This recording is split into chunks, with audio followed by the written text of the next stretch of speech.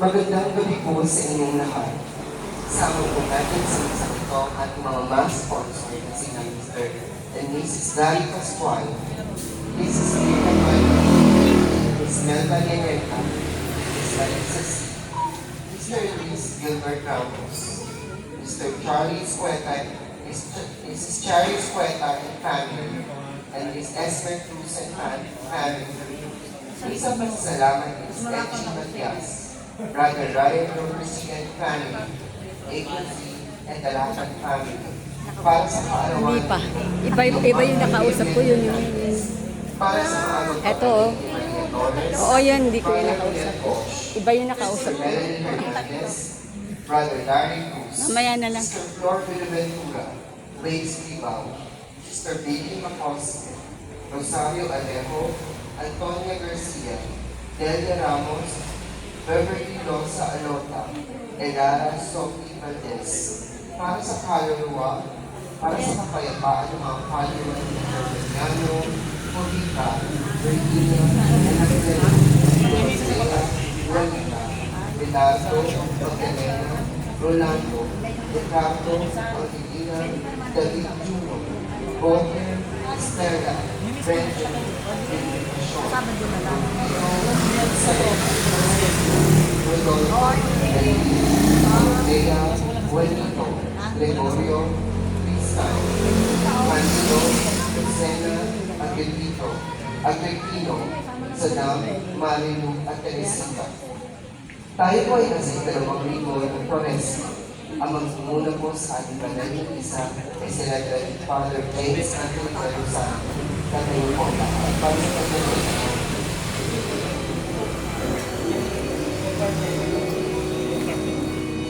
Kasi may OP, no? Ayun.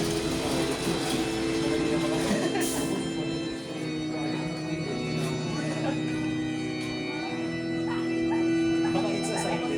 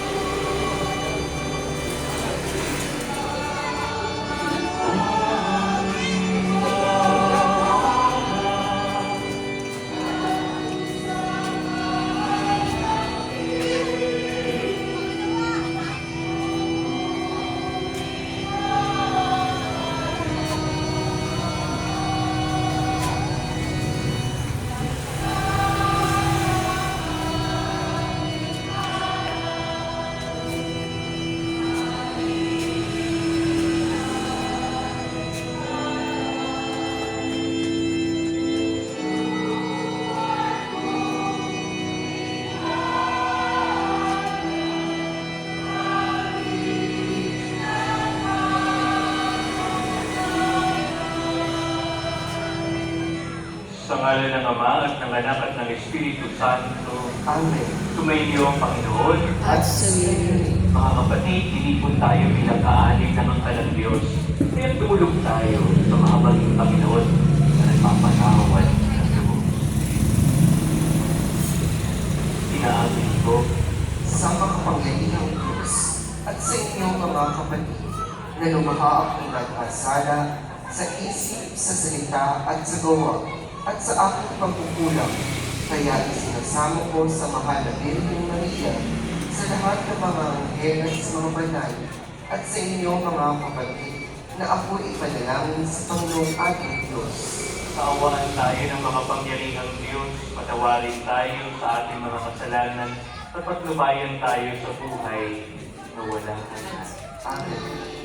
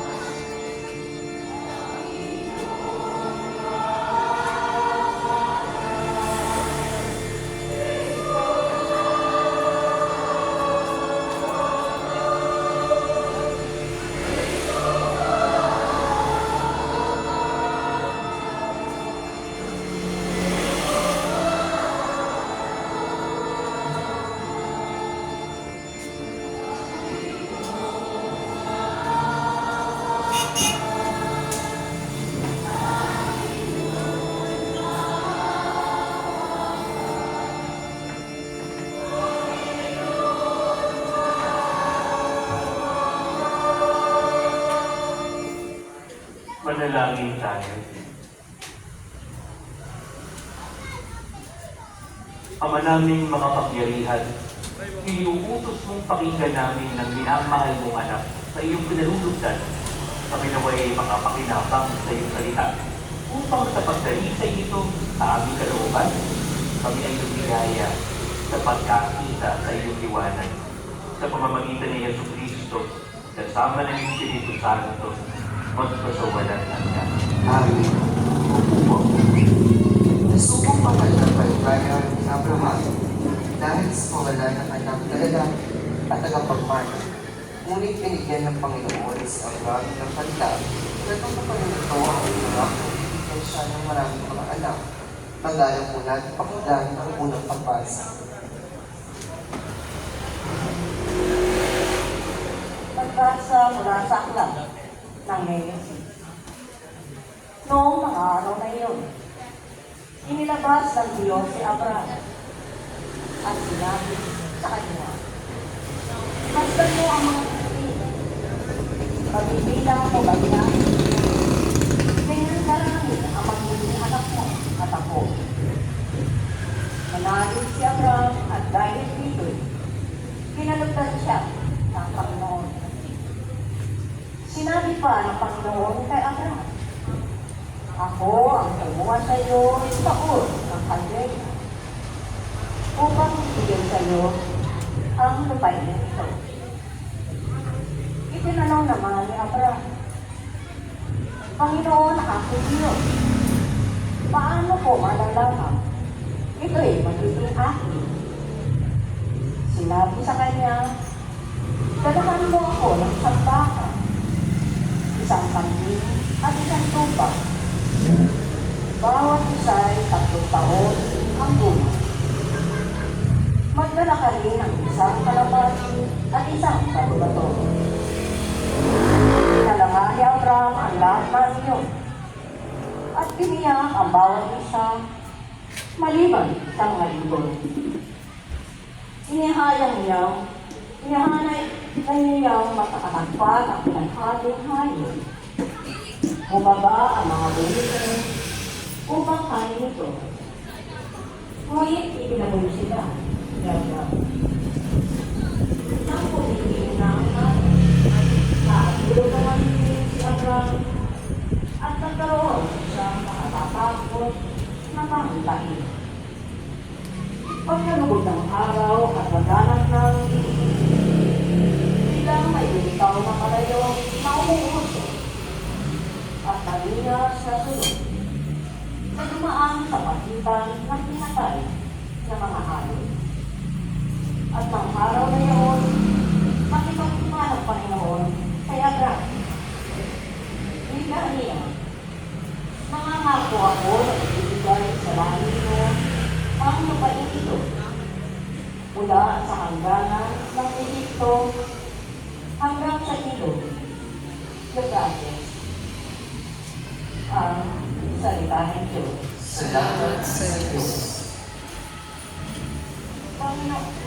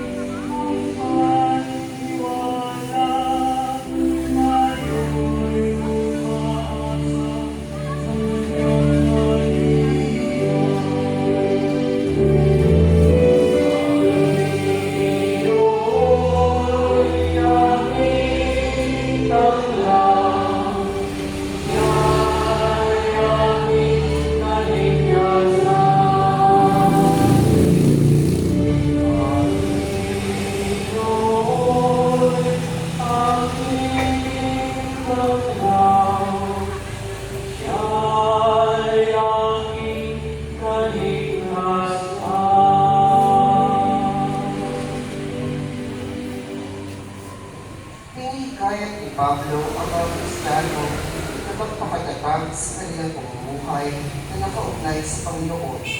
Nakatitiyak silang magtatagumpay sapagkat may kapangyarihan ng Panginoon gawin ang lahat ng bagay sa langit at sa lupa.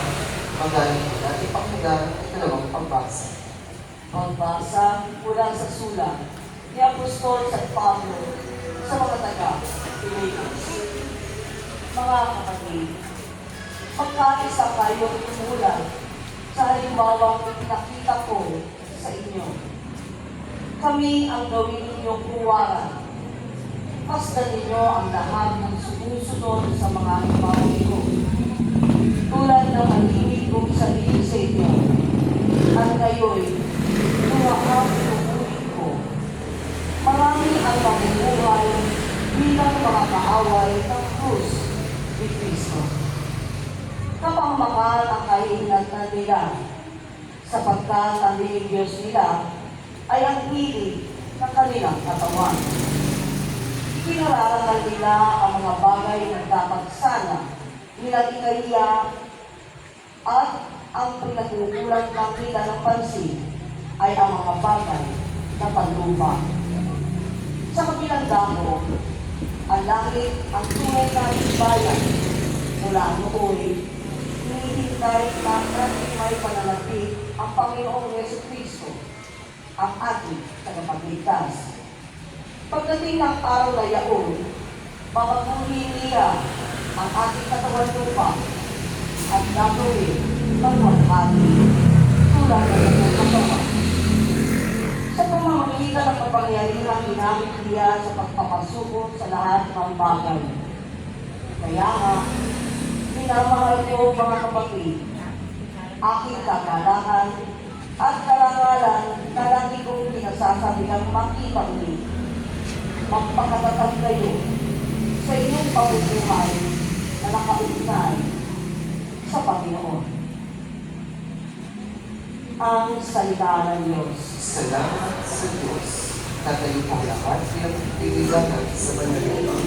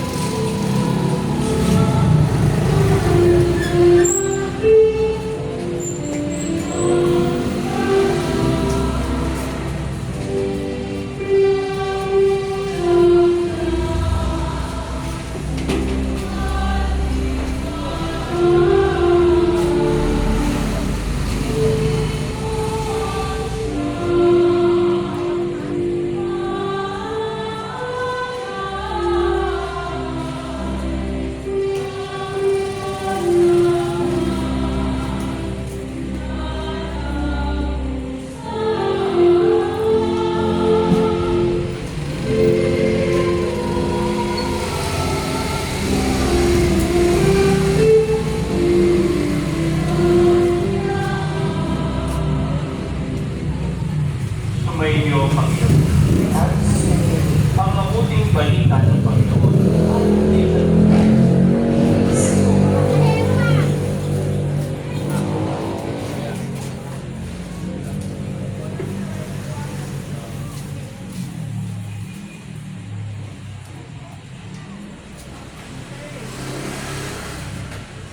Noong panahong iyon, umakyat si Jesus sa bundok upang manalangin. Sinama niya sina Pedro, Juan at Santiago.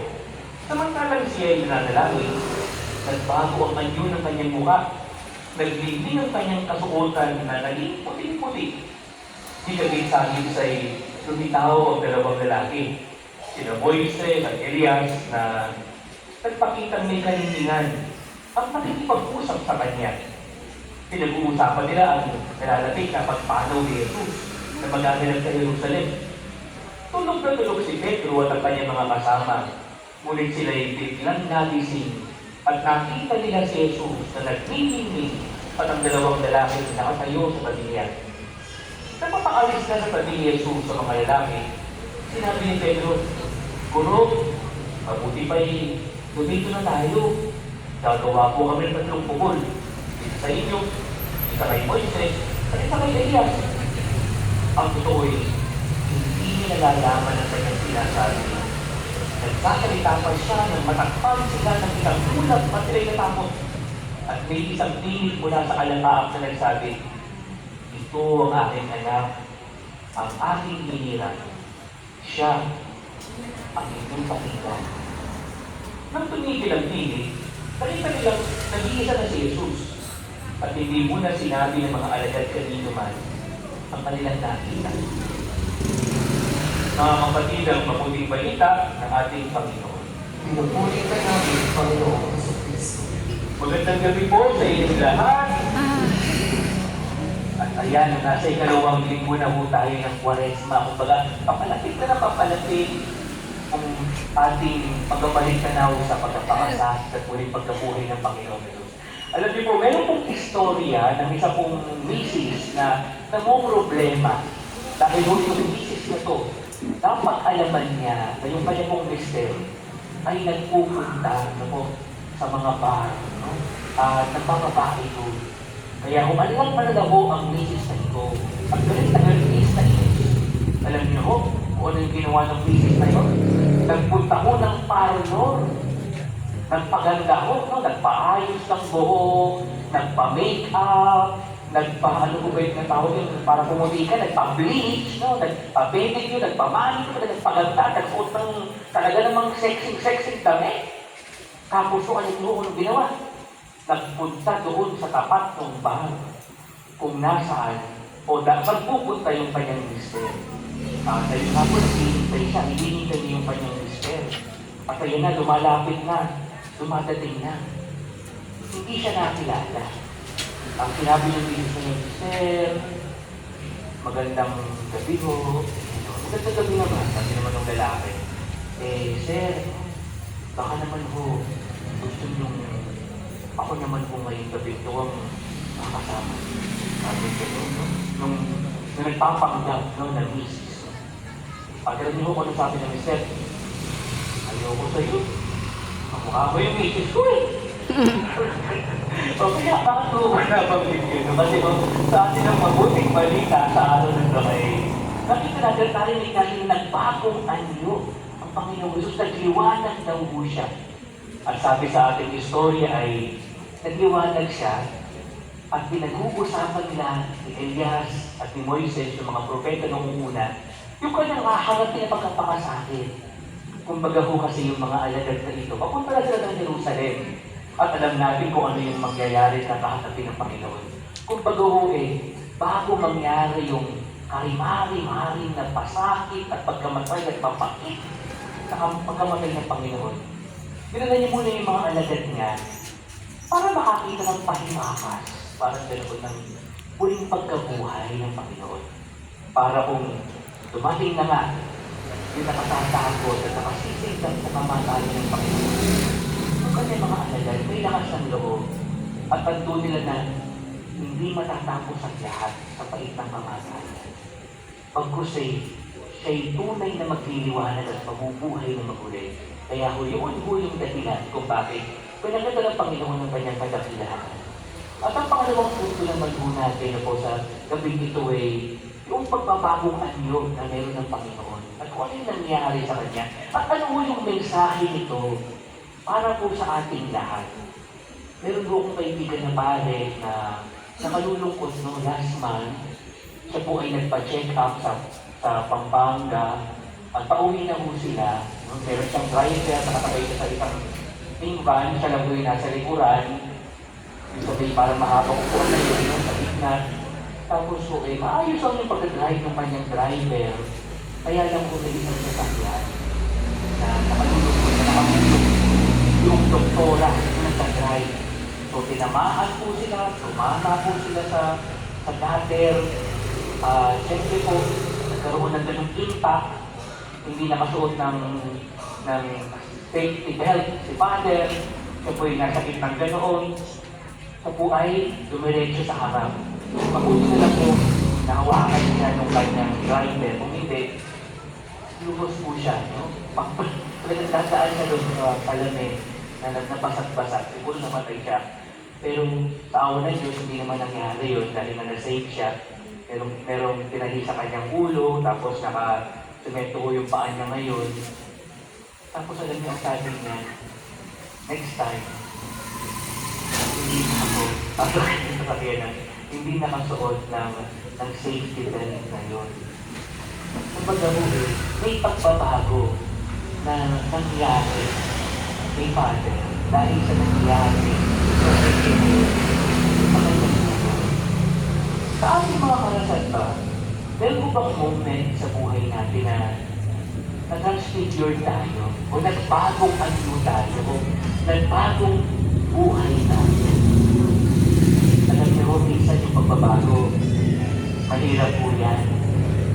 May mga pagkakataon na nahihirapan na akong mag-adya. Mahirap na akong matutunan pa ng mga bagay sa buhay. Dito na ako, paligid ang mundo na ito.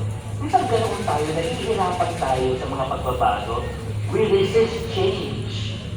Pero kapag naging willing ka na yakapin yung pagbabago sa ating mga buhay, makikita niyo po na may mas maganda at mabuting idudulot po yung pagbabago ngayon sa buhay natin.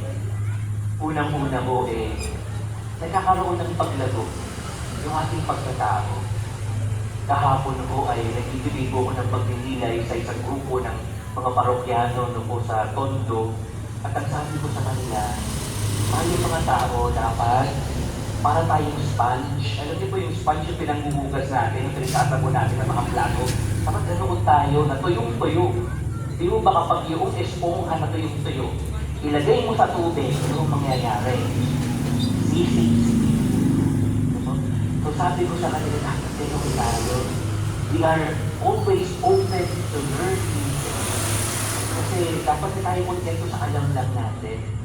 Kontento sa ano yung meron na tayo tutunan. Pagkus maging bukas tayo para mas marami na matutunan. Mas lumago yung pagkatao mo. Mas marami kang ma-realize at magagawa pa sa buhay. Tapos po, sa ating pagbabago, mas natututo tayo kung paano makibagay sa ating lugar gawaan, di ba? O kaya naman sa panibagong pupuntahan natin, panibagong sitwasyon sa buhay. Kung baga po hindi tayo yung para bagang ayaw natin magpaturo, ayaw natin magpagabay sa mga boss natin, ganyan. So kapag nagiging ganoon tayong handaan tayo, no? Nagiging flexible tayo, kaya number 3, nagkakaroon ng improvement sa ating sarili. Nagkakaroon ng magandang dulot yun sa buhay natin. Di ba?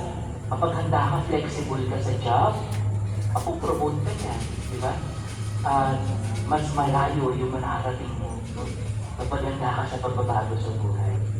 Tapos po, kapag tayo po ay nasa pagbabago, natututunan tayo o natututo tayo ng tamang pamamaraan sa bawat pakikitungo natin sa iba na po. Pag tinitignan kayo sa mga bagay-bagay sa buhay ninyo, meron yung ibang perspective kung nakikita. Hindi yung perspective kung sa mga natutun, wala. Pero ibang perspective pala sa buhay na kung makikita mo na mas magiging rich yung iyong pakikitungo sa iba. At syempre, para palang ano po yan, para palang yung bagay niya yung tuloy-tuloy yan. No?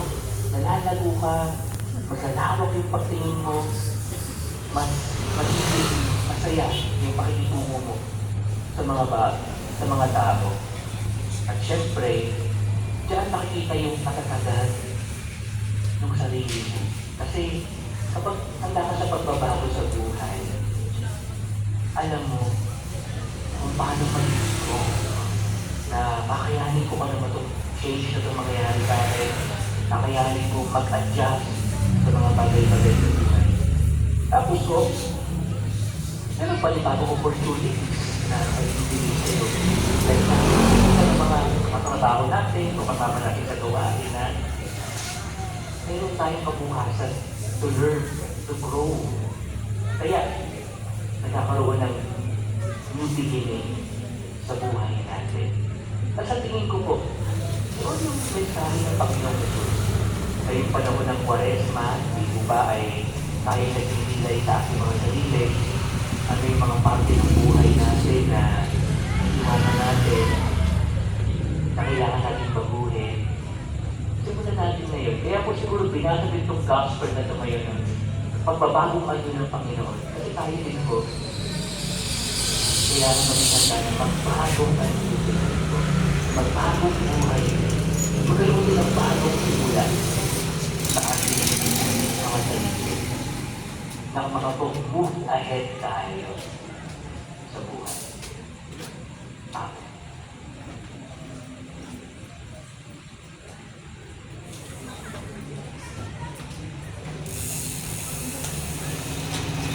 Tayo po sisitayo at ating po ipapahayag ang ating pananampalataya. Sumasampalataya ako Sa Diyos sa mga makapangyarihan sa lahat, na may gawa ng langit at lupa. Sumasampalataya ako kay Yesu Cristo, isang anak ng Diyos, Panginoon natin lahat, nagkatawag tao siya ng Espiritu Santo, Pinanganak ni Santa Maria, pinagpakasakit ng Porsche Pilato, pinapos sa krus sa matamang nanawag sa pinagpapunan ng mga lumao, na may itong araw ng buhay na maguli, umakyat sa langit, nalugnog sa kanan ito sa mga pamilya sa lahat. Doon magmula ang balik ito at buho sa mga buhay at ang matay na tao. Sumasampalataya naman po sa Espiritu Santo, sa banal na simbahang Katolika, sa kasamahan ng mga banal, sa kapatawaran ng mga kasalanan, sa pagkabuhay ng muli ng matay na tao, at sa buhay ng walang hanggan. Ipinakita mo, Ama, ang paluwalhatian ng iyong anak na si Jesus sa kanyang pagbabagong anyo. Palipaguhin mo rin ang aking buhay sa lahat ng bahagi ito. Pagdi dumadalangin, ang namin, ipagin mo kami. Ang namin, tingin mo kami. Para kay Francisco na aming Santo Papa, kay Pablo Virgilio S. David na aming Obispo, mga pari, diakono, religyoso at religyosa, masigasig nawa nilang kampanan ang misyon ng awa ni Kristo sa pamamagitan ng matatag nilang pananampalataya. Manalangin tayo. Ang namin, tingin mo kami. Panginoon, sa pagbabagong anyo ni Kristo, naway makita namin ang liwanag ng inyong kaluwalhatian at sa pagdiriwang ng taon ng Jubileo ay maging mas masigasig kami sa pagbabagong loob at pagdadala ng iyong pag-asa sa mundo. Manalangin tayo. Ang namin, tingin mo kami. Para sa mga taong nais ng tumalikod sa kanilang pakasalanang pamumuhay, matanggap nawa nila ang grasya ng iyong awat habag sa pamamagitan ng pagtanggap ng sakramento ng kumisan. Manalangin tayo. Ang namin, tingin mo kami. Para sa mga katekyume, panindigan nawa nila ang kanilang layunin itanggi ang kasalanan upang matanggap nilang ganap ang buhay at kaligtasang dulot ni Kristo Jesus. Manalangin tayo. Ang namin, tingin mo kami. Para sa mga yumao, sa pamamagitan ng kanilang pananampalataya sa iyo. Panginoon, makasabit nawa nila sa buhay na pinangako mo sa kanila noong sila'y pininyagan. Manalangin tayo. Ang namin, tingin mo kami. Sa ilang sandali ng katahimikan, ating ipanalangin ang iba pang mga pangangailangan ng ating pamayanan, pati na rin ang ating pansariling kahilingan. Manalangin tayo. Ama namin, hiniling mo kami. Diyos naming Ama, ipagkaloob mo ang aming mga kahilingan sa pamamagitan ng iyong banal na salita. Ganap nawa kaming makapaghanda habang kami nananabing ipagdiwang ang misteryo ng iyong muling pagkabuhay sa pamamagitan ni Yesu Cristo, aming Panginoon. Amen. Pag-aalay, nanatili po nakatayo.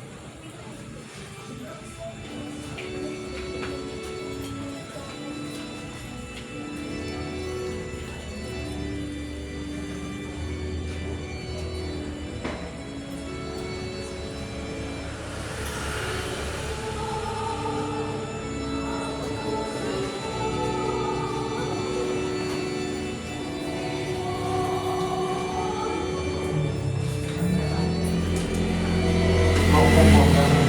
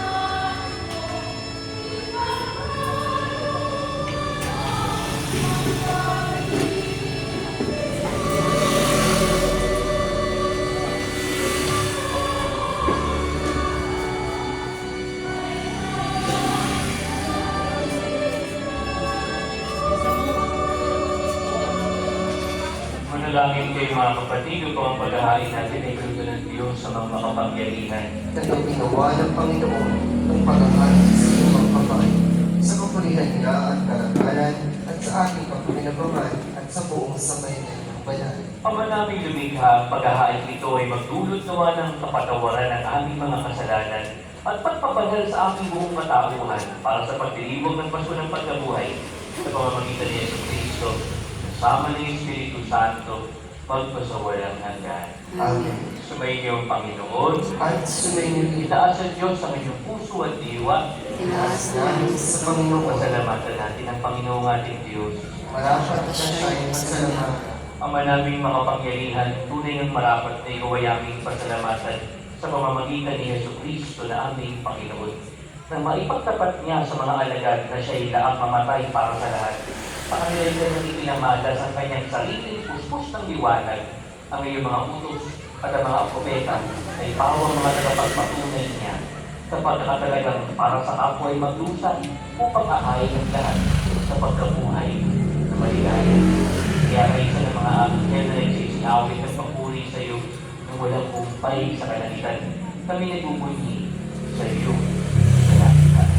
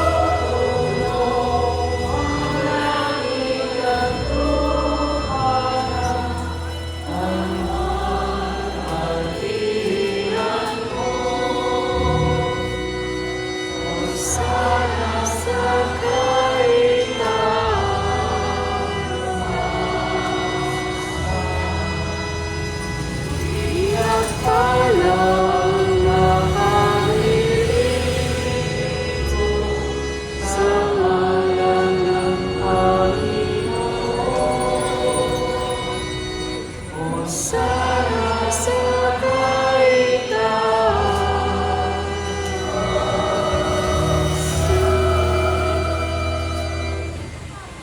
Ama naming banal, ikaw ang pumatanta ng kabanalan. Kaya sa pamamagitan ng iyong Espiritu ko mong banal na mga kaloob na ito, upang para sa amin maging katawan at dugo ng aming Panginoong Jesucristo. Bago niya pinagtiis ang pusang loob na maging handog. Hinawakan niya ang tinapay, pinasalamatan kanya, pinagatihan niya iyon at pinabot sa kanyang mga alagad.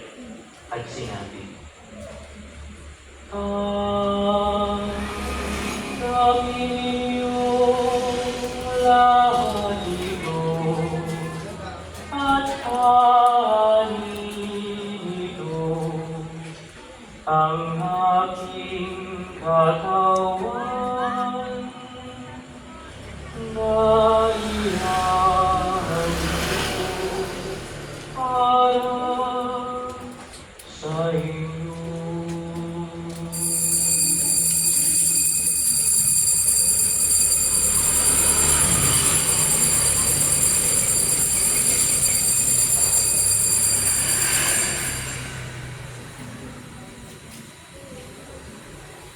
Kaya hindi naman, noong matapos ang hapunan, hinawakan niya ang kalis, minsan niyang pinasalamatan, niabot niya ang kalis sa kanyang mga alagad. Sabi niyong lahat ito, at inumin ito, ang kalis ng aking dugo, ng bago at walang hanggang tipan, ang aking dugo na ibubuo para sa inyo at para sa lahat, sa ikapagpapanawan ng mga kasalanan. Gawin ninyo ito sa pag-alala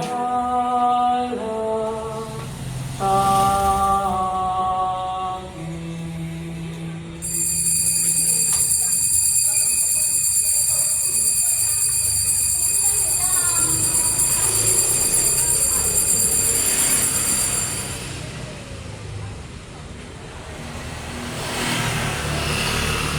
Ipagmuni natin ang misteryo ng pananampalataya.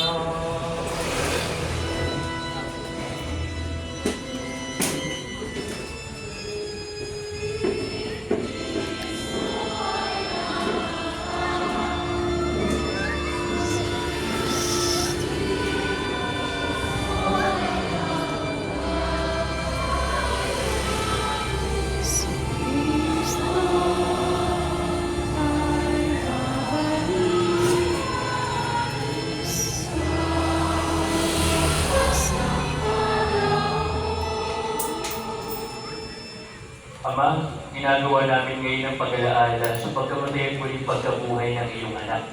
Kaya iniaalay namin sa iyo ang tinapay na nabibigay buhay at ang kalis na nakakaloob ng kaligtasan. Kami nagpapasalamat na gawin iyong minarapat. Tumayo sa harap mo para maglingkod sa iyo.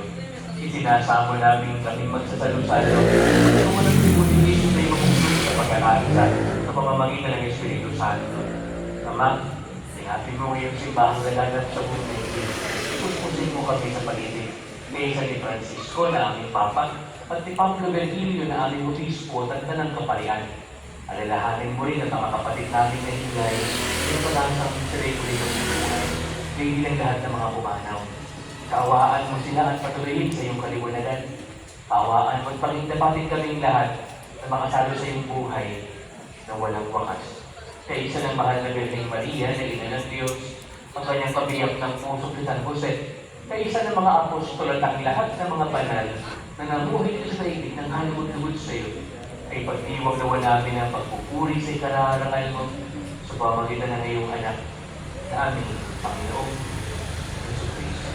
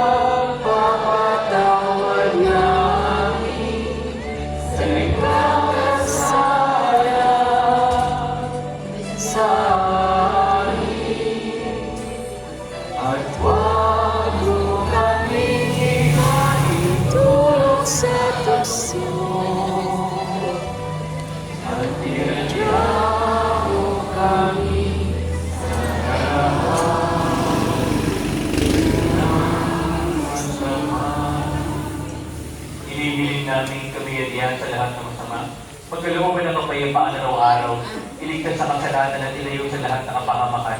Samantalang aming pinananalikan, ang dakilang araw ng pagkapahayag, tagapagligtas namin si Jesus Cristo.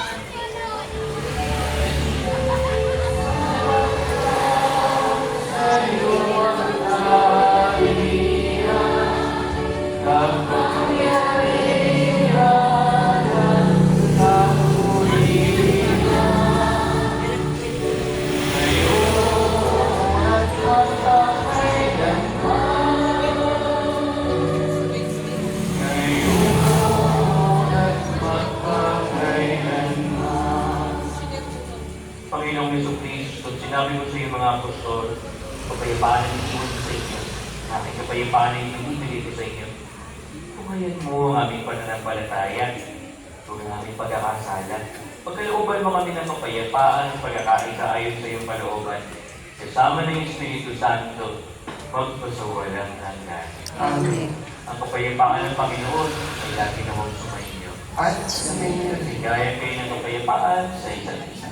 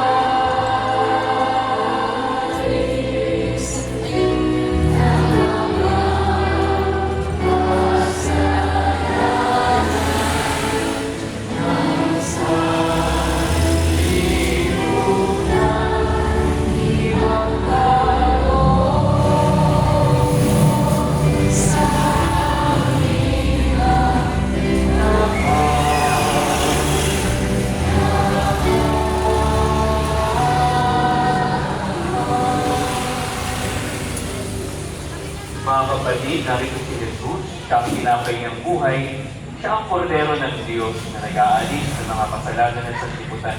Kapapalad ang mga inaanyayahan sa kanya. Panginoon, hindi ako dapat na magpatuloy sa iyo. Ngunit sa isang salita mo lamang ay gagaling na ako. Para sa ating mga kapatid na hindi magpatanggap ng banal na komunyon sa mga pagkakataon na ito ay ating pinabahagi ang panalangin ito. O Jesus ko, ako'y sumasampalataya. Piniliyan sa pinagsasalit sa ating natin. Dahil nagpapipil sa aking kaluluwa. Natanggap ko kayo ng buong buo sa aking puso't pagkatao. Kung nawalan ng ipahintulot, ako'y mawali sa inyo. Magpakailanman. Amen.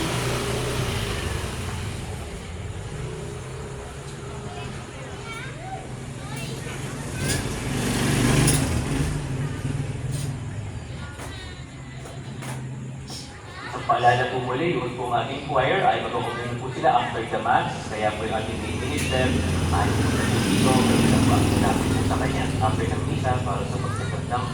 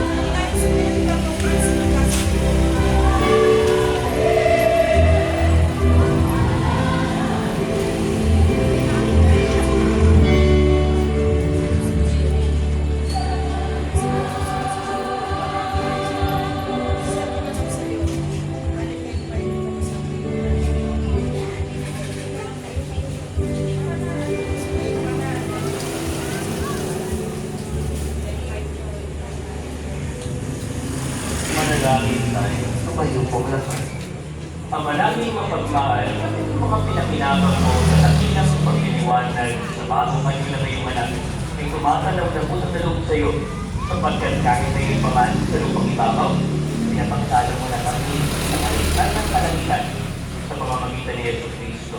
Kasama ng Espiritu Santo, magpasawalang. Amen. Ito po muna ang lahat para sa ilang pong mga paalala. Ang ating pong Ministry of Altar Servers o mga sakristan ay nagsasagawa ng isang fundraising activity sa pamamagitan ng mga religious articles gaya ng rosaryo, keychain, at iba pang katangkapan sa ating pananalangin. Ito ay upang magkaroon sila ng sapat na pondo para sa mga gawain at activities ng mga sakristan na magpapalalim sa kanilang debosyon at dedikasyon sa kanilang paglilingkod. Bilang pagsuporta, maaari po ninyong puntahan ang kanilang booth sa labas ng ating simbahan. Kaya po yun, ang inaaniyahan namin kayo na bumili po sa mga items po na ating mga sakristan po ay para sa family nila. Para po kapag may mga meeting sila, meron silang pagbili ng merienda, o kaya naman kapag mayroong magagawin ng paghuhubog sa diocese, ay meron silang pwede ibigay na solidarity fee doon po sa mga activities na yun, paghuhubog na yun. So, ginagawa sa kanila sa diocesan level. Daily po, patuloy kami nag-aanyaya sa inyo na sumama po sa Stations of the Cross po natin dito po sa ating lugar sa Luzon. Sa darating na Friday po ay patuloy naman po tayo. Doon po tayo mag-Station of the Cross. Ang masabi, nakalimutan ko din. Sige, magtatayo po tayong lahat. Tayo po ay meron po tayong blessing, no? Kapag dumami ang Sunday na ito, pang third pa ito ngayon. Pag third Sunday, ay meron po tayong blessing ng mga mag-anak, ng mga mag-asawa. Kaya po, iaaniyahan po natin yung mga nanay, tatay, o kaya naman po ay mga mag-asawa. Sa harap, para po, bless po kayo. Kahit po hindi nyo masama yung ka-partner ninyo, pwede po kasama ng bless po kayo. Nalala po na, no? Next, sa parating na Sabado po ay darating magkakaroon po tayo ng envelope natin na yung ating fasting well. Dito tayo po ay nag-aayuno sa panahon ng Quaresma. Yung pong pag-aayuno natin, isa tayo ng merienda, isa tayo ng sigarilyo, isa tayo ng bibingko, nagtutugan. At yung ating sanang ipagsasali doon ay nalagay natin sa envelope na yun. At yun po ay sabi ng gano'n sa gusto, ay iaalay niyo po yung envelope na yun. At yun pong kikitain ng mga envelope na yun, ay yun naman po ay ating gagawin para sa mga, kunyari po, sa pagbili ng mga bulaklak, para sa Holy Thursday, at muling pagkabuhay, at iba-iba pong gawain natin sa mahal na araw. Ngayon po ay bless natin kayo. Panginoong Diyos, pinupuri at pinasasalamatan ka namin sa iyong walang hanggang pagmamahal na siyang nagbubulol sa aming bilang mag-anak. Maghari ka nawa sa aming puso. Patuloy mo ng pag-ibig at katapatan sa payapaan ka sa ganahan ng ating tahanan. Patuloy mo sa nang pagpaspasan ng aming pamilya. Pagkain mo kami sa pananalig sa iyo. Lalo na sa panahon ng kalinaan at pagsubok. Tinapin mo po sana ang mga pamilya na ngayon ay nagdaranas sa matinding kahirapan at pagdurusan. Nawawala ng pag-asa at pagkakahiwa-hiwalay dahil sa pagkakaliwaan. Ano po kami laging magpasalamat sa biyaya ng buhay, pananampalataya, at akayin mo po kami sa kabanalang handog mo at pagpagpago, halimbawa kami sa isa't isa, mga pamilya at Pilipino na may takot sa Diyos, na isang pagmahalan ng wagas, naghahanap buhay ng marangal at nagmamalasakit sa aming kapwa. Inihiling namin ito sa pamamagitan ni Yesu Cristo sa pagtubay ng Espiritu Santo, magpasumalang. Amen.